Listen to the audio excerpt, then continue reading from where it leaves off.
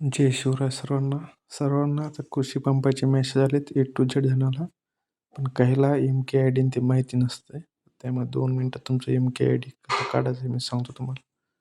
ही website आहे महावितरणची. मी direct link दिली खाली. त्या लिंकला ओके दाबलं की आपण डायरेक्ट वेबसाईटवर ओपन होते.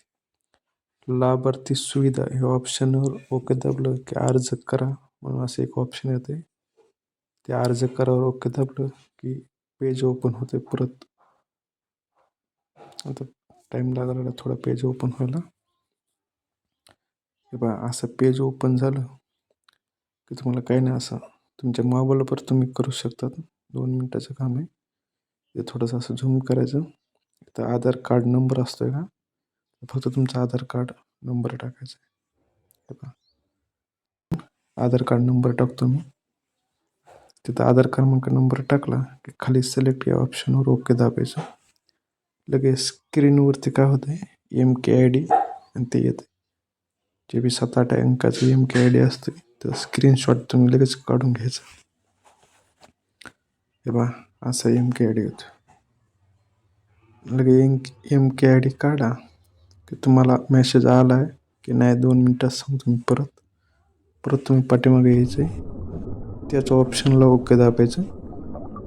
खाली फक्त अर्जाची स्थिती म्हणून ऑप्शन हे पहा,